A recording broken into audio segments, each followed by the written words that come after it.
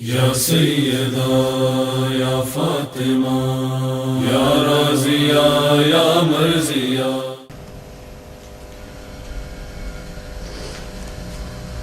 ظاہر شعور چاہیے اس اقدام کو سمجھنے کے لیے جو حضرت سیدہ نے انجام دیا.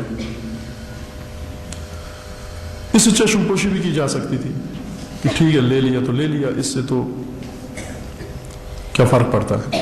چونکہ یہ کچھ عرصہ پہلے بھی تو فدق نہیں تھا ان کے پاس، بعد میں رسول اللہ نے دیا. اور جب فدق نہیں تھا ان کے پاس تو یوں نہیں تھا کہ بڑی بےتابی تھی. جب فدق آ گیا اس کی درآمد پھر تقسیم ہو جاتی تھی، فقراء میں، یتیموں میں، بیواؤں میں، غریبوں میں. یہ تو وہ خاندان ہے جو اپنا سامان افطار اٹھا کر یتیم و غریب و مسکین کو دے دیتے ہیں. خود روزے سے ہیں. اب ایک سوال یہ ہوتا ہے کہ جب کہا جائے دوسروں کی مدد کریں، مثلا دوسری امتیں ہیں ان کے لیے آواز اٹھائیں، عراق کے لیے عراقی مظلوموں کی مدد کرو، فلسطینی مظلوموں کی مدد کرو. جواب یہ دیتے ہیں کہ ہم سب سے بڑے مظلوم تو ہم خود ہیں، زیادہ مشکلات تو ہماری اپنی ہیں. یہ بڑے بڑے لوگ یہ جواب دیتے ہیں کہ ہماری اپنی مشکلات کم ہیں. ان لوگوں کا مکتب اہل بیت سے کوئی تعلق نہیں ہے جو یہ جواب دیتے ہیں. چونکہ اہل بیت وہ ہیں کہ خود روزہ رکھا اور افطار کا وقت آیا، شخص دروازے پہ آ کر دستک دیتا ہے، آسانی سے اس کو یہ جواب دے سکتے تھے کہ اے فقیر، اے مسکین، اے یتیم، اے اسیر، ہماری اپنی ہم خود بھوکے ہیں، ہم دن بھر روزے سے تھے اور یہی ہمارے پاس کھانے کو ہے، ہم تجھے دیں گے تو خود کیا کریں گے ہم. اہل بیت کا مکتب یہ ہے کہ اگر دوسرا آپ کے سامنے کسی مشکل میں پریشان ہے، گرفتار ہے، اپنی مشکلات کو بھول کر پہلے اس کی مشکل حل کرو. یہ وہ اقدار ہے، یہ سیرت ہے، یہ طرز ہے. جو کی روٹیاں کھانا سیرت نہیں ہے. جو بھی گھر میں ہے، پراٹھا رکھا ہوا ہے، روٹی رکھی ہوئی ہے، ڈبل روٹی رکھی ہوئی ہے، جو بھی ہے اور آپ کی ضرورت ہے، یہ ضرورت بھی اٹھا کر دوسرے ضرورت مندوں کو دے دو، دوسروں کو اپنے اوپر ترجیح دو. یہ ویلیو ہے، یہ قدر ہے. سیرت سے ابھی انداز جو زندگی کا سیکھنا ہے وہ یہ کہ ہمیشہ دوسروں کو اپنے اوپر ترجیح دو، دوسروں کی ضرورتوں کو اپنے اوپر ترجیح دو. آپ کا بچہ بھی ہے، دوسرے کا بچہ بھی ہے. آپ کا بچہ وہ اس کی ضرورتیں پوری ہیں، دوسرے کو فیس بھی نہیں ہے، وہ اسکول نہیں جا سکتا، وہ تعلیم نہیں حاصل کر سکتا اسکول کی. اہل بیت کا مکتب طرز زندگی سیدہ یہاں معلوم ہوتی ہے. اس وجہ سے لکڑے آ رہے کہ مجھ سے پڑھ پڑھ کے ہم خود خواہ بن گئے. ورنہ اگر حضرت سیدہ کا واقعہ پڑھا ہوتا، فدق پڑھا ہوتا، خطبہ حضرت سیدہ پڑھا ہوتا، تو پھر یہ ممکن نہ ہوتا کہ ہمارے پڑوس کے بچے کے پاس فیس بھی نہ ہو اور ہمارا بچہ تعیش میں ہو.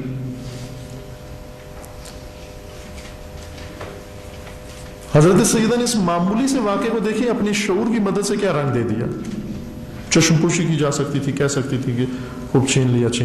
جیسے چور ڈاکو کوئی چیز لے جاتے ہیں.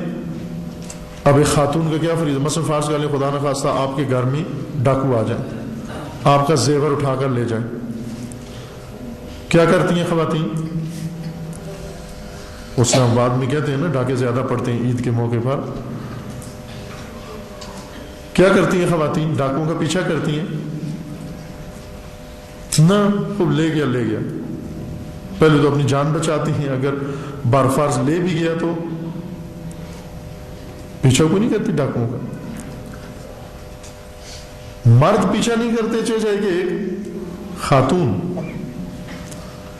یہ لوگ آئے، انہوں نے غصب کیا، فدق اٹھا کر لے گئے. حضرت سیدہ کہہ سکتی تھی، یہ سوچ سکتی تھی کہ خوب مال دنیا ہے، لے لیا تو لے لیا، اب اس کو کیا ہم مثلا اس کے پیچھے شور مچائیں.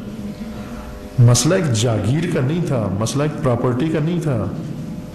حضرت سیدہ نے جو اس مسئلے کو اٹھایا اور اس کو ایک تاریخی احتجاج میں تبدیل کر دیا اور اس کو تاریخ کے ایک اہم ترین واقعہ بنا دیا، یہ عالی ترین شعور کی وجہ سے جو خداوند تبارک و تعالیٰ نے اس بی بی کو عطا کیا تھا. اس وجہ سے ائمہ ہدا بھی مداح ہیں، ثناخوان حضرت فاطمہ ہیں. شان فاطمہ پر بلند تر صلوات.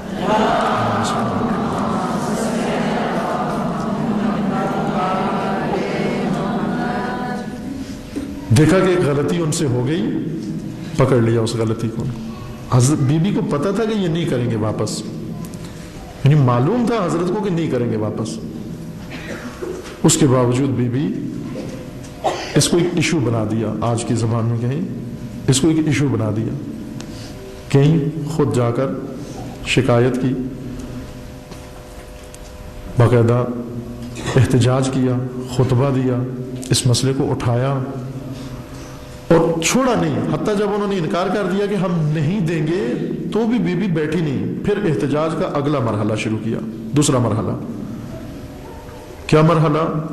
وہ یہ تھا کہ چونکہ یہ غاصب ہیں لہذا پہلے تو ان کا علمی پول کھولا، وہی خطبہ میں نے کہا کہ وہ قصے کے بجائے خطبہ پڑھیں تو آپ میں بہت ساری چیزیں حاصل ہوں گی، اس خطبے میں حضرت کی علمیت کا اندازہ ہوگا، یعنی وہ خطبہ حضرت سیدہ کا بالکل اسی طرح سے ہے جس طرح نہج البلاغہ میں امیر المومنین کے خطبے ہیں،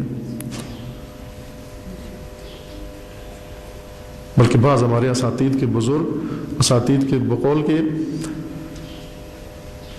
یہ خطبہ حضرت سیدہ کا بعض مسائل ایسے ہیں جو نہج البلاغہ میں بھی بعض نہیں ہیں، اس قدر وہ خطبہ پر مضمون اور پر مغز خطبہ ہے، تشریح کی ہر چیز کی، اور وہاں جا کر لوگوں کے سامنے یہ ثابت کیا کہ دیکھو ایسوں کو تم نے اپنا حاکم مقرر کر لیا ہے کہ جو دین کی ابجد سے بھی الف با بھی نہیں جانتے، ایک چھوٹا سا مسئلہ اٹھا کر ان کی فقاہت اور ان کی دینی معلومات کو وہاں پر برملا کر دیا کہ یہ کچھ بھی نہیں جانتے، جن کو ایک وراثت کا سادہ سا قانون نہیں معلوم وہ کیسے حاکم بن سکتے ہیں، جن کو عدالت کے قوانین کا ایک سادہ سا مسئلہ بھی نہیں معلوم کہ گواہ کس کو پیش کرنے ہوتے ہیں، قسم کس کو کھانی ہوتی ہے۔ یہ بی بی کا شعور تھا، یعنی ان کو یہ بھی نہیں پتا کہ عدالت میں کیس کیسے چلتا ہے، کس سے گواہ مانگے جائیں، کس سے قسم مانگی جائے، یہ بھی نہیں جن کو پتا، ان کو آپ لوگ اپنا حاکم مان رہے ہیں۔ یہ شعور جھنجھوڑ رہی تھی اس زمانے کا، یعنی پہلے ان کا وہ دین، اس کے اوپر سے نقاب اتاری کہ یہ لوگ اصل دین کی بنیادوں سے بھی نہیں ہے آگاہ، ابجد دین سے بھی آشنا نہیں ہے۔ پھر اس کے بعد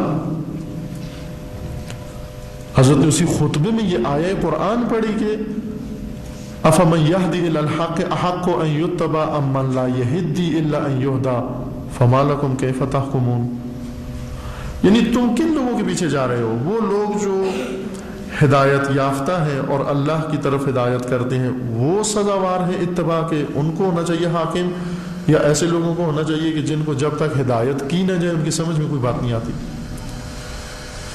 جھنجھوڑا لوگوں، حضرت کو معلوم تھا کہ نہیں دیں گے اور نہیں دیا انہوں نے آخر کار، لیکن پھر بھی ساکت نہیں بیٹھی، خاموش نہیں بیٹھی، دوسرا مرحلہ شروع کیا احتجاج کا۔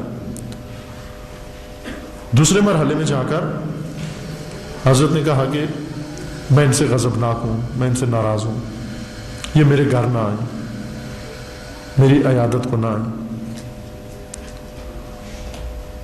اور یہ دوسرا مرحلہ، یہ بھی احتجاج تھا، یہ کوئی اس طرح سے نہیں ہے جیسے معمولی خواتین مثلا تھوڑی سی بات پہ روٹھ بیٹھتی ہیں، یہ حضرت زہرا کا روٹھنا نہیں تھا معمولی باتوں پر، یہ کوئی نفسانی روٹھنا نہیں تھا ایک معمولی سا گھریلو مسائل پر، یا جس طرح عموماً خواتین ہوتی ہیں تھوڑی تھوڑی بات پہ، چھوٹی چھوٹی باتوں پہ روٹھ جاتی ہیں، نہ، یہ ایک سیاسی اقدام تھا حضرت سیدہ کا، ایک بائیکاٹ تھا، ایک نظام ولایت کے مقابلے میں جو ایک نظام بن رہا تھا اس نظام کے اوپر احتجاج تھا، اس کا بائیکاٹ تھا، اور لوگوں کو توجہ دلانے کے لیے کہ یہ جو کچھ بن رہا ہے یہ غلط بن رہا ہے، لوگ ولایت سے دور ہو رہے ہیں۔ فرمایا کہ میں راضی نہیں ہوں، ان لوگوں سے اصل راضی نہیں ہوں جنہوں نے یہ اقدام کیا، میرے گھر نہیں آئے، میری عیادت کو نہیں آئے، میرے قریب نہیں آئے، تو انہوں نے بہت جتن لگائے کہ آئیں، سفارشیں بھیجی، لوگوں کو بھیجا، حضرت سلمان فارسی کو سفارشی بنا کر بھیجا۔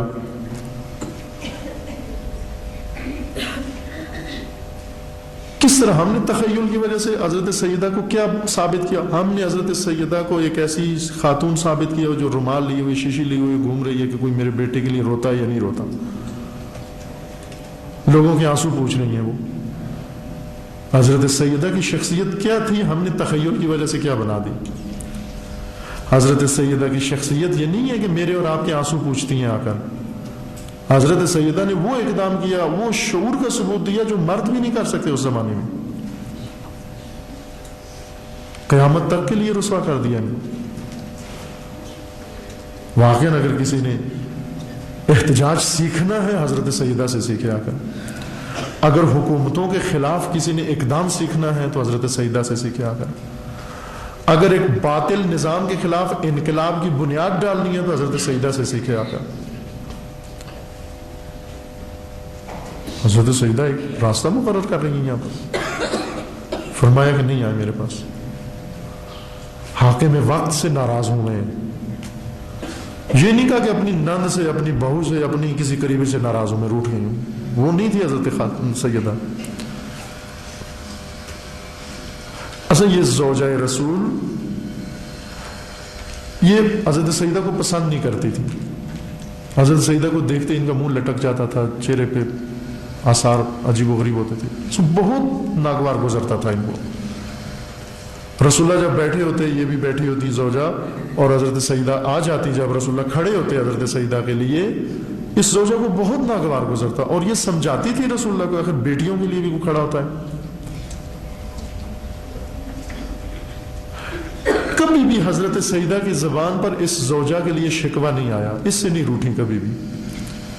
دیکھیں، وہ نہیں تھی کہ یہ میری نند ہے، یہ میری سوتیلی ماں ہے، یہ میری فلاں ہے. تو سوتیلی ماں اور بیٹی کا جیسے رشتہ ہوتا ہے، وہ واقعی سوتیلا پن دکھا رہی تھی. لیکن حضرت سیدہ کوئی معمولی خاتون نہیں تھی کہ جو ایسے چھوٹے چھوٹے گھریلو مسائل میں آ کر کہیں کہ یہ چونکہ میں آتی ہوں تو اس کا منہ بن جاتا ہے، اب میں اس کے گھر نہیں آتی، اب میں فلاں نہیں کرتی. نہ، بہت فرق تھا حضرت سیدہ میں اور اس شخصیت میں. کبھی حضرت سیدہ نے زبان بھی نہیں لایا، کبھی اپنے بابا کو شکوہ نہیں کیا کہ یہ سوتیلی ماں میرے ساتھ کیا کرتی. اجل تھا مقام حضرت سیدہ کا ان چیزوں سے.